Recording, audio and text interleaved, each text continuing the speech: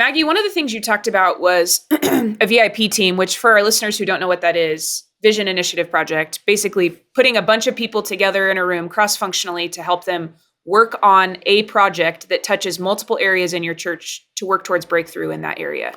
And so you said you did one around engagement pathway, but you also did one around relational evangelism. And one of the things, kind of the bread and butter of intentional churches is really radically aligning teams back to the Great Commission, that would be a personal mission statement for every person. And so I'm curious, as you guys have kind of, jumped into some of this, what is some of the Great Commission fruit that you're seeing? Maybe give us a story or two of how, you had this VIP team that worked on it. You're talking about it. You said some of your sermons have been talking about, like, what are some of the Great Commission fruit that you're seeing kind of unfold in your church? It's a great question. I need to back up a little bit because I would say about 2 years ago, obviously we were seeing some baptisms, but it was not nearly at the rate that we're seeing now. We're having multiple baptisms every single week right now. And an interesting thing, like a reflection to look back and be like, well, so what has changed? And part of it was because for a long time, I think that the people that were at Sherwood Oaks already knew Jesus. Most of them were probably already baptized. When we were getting new people, they were coming from other churches or they were moving in for the university, but they were already churched people.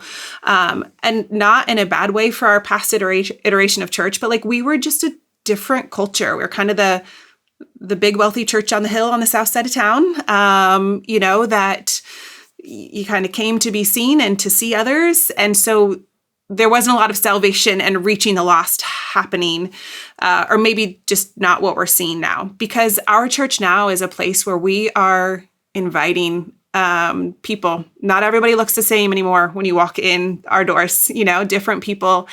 I had a great conversation. There was 2 gentlemen at our Discover class a few weeks ago, and they've been coming for a few months, and I got to sit with them, and their stories are incredible. The fact that they're alive and here, from what they've come through is incredible. And one of them said to me, he said, thank you for being a place where we feel like we can come and be ourselves.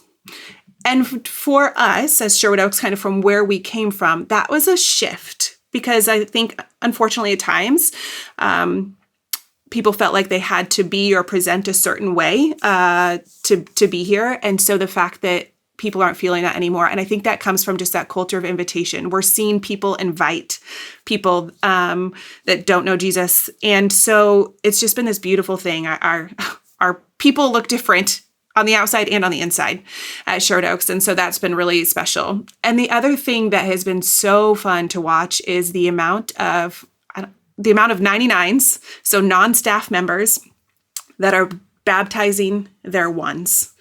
And that was one of the first goals that we set when we kind of set out for this relational evangelism, is we would love to see 80% of our baptisms be happening by people that are walking with these people and bringing them to Jesus. Like I would always happy to do a baptism. If I don't know someone, it's not always as meaningful. And so we say the messiest kind of probably like unorthodox, like kind of wild baptisms, that aren't always done beautifully, but they're beautiful in their own way because it's someone who has never baptized someone before is doing the baptizing because they have been walking alongside someone.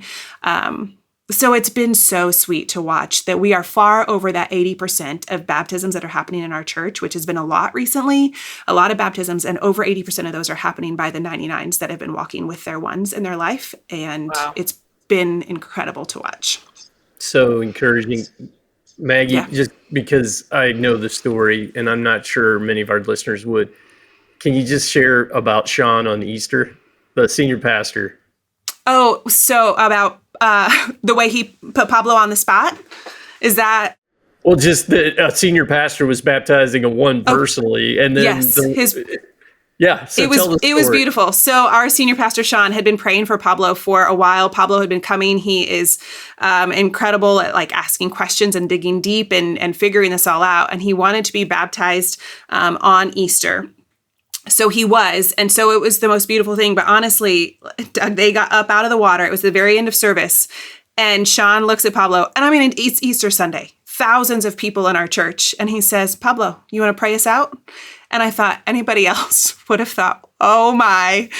And Sean wouldn't have asked if he didn't think that Pablo would be okay with that. But it was the most beautiful prayer, right? So Pablo prayed us out and it was a beautiful service. But in the midst of all that, there was another gentleman that was there that Sean had met through Pablo. So it was a friend of both Sean and Pablo's. And it was like one of his first times at church. And he was just there to support Pablo. So also a one of both of these guys. So again, all that reaching and all of that happening just because we're just trying to really live out that Great Commission and be a church that shares Jesus with others and invites them to know him. I love it. So good. We tear up. We joke too. There was there was two brothers. This was a little while ago doing the baptism of their brother, like actual biological brothers. And it was one of those times they brought that kid out of the water. I mean, he was a teenager, brought him up out of the water. And I thought they were going to like throw him into the wall. Like there was so much excitement and so much energy. But those are the types of baptisms we're seeing where they're just a little, maybe not as clean and tidy as far as baptisms go. And but they're the ones, it's just so special to watch. It is a beautiful thing. And our church is just so excited about the messy baptisms because we're seeing it lived out in real life of people getting to really bring the people in their lives to Jesus.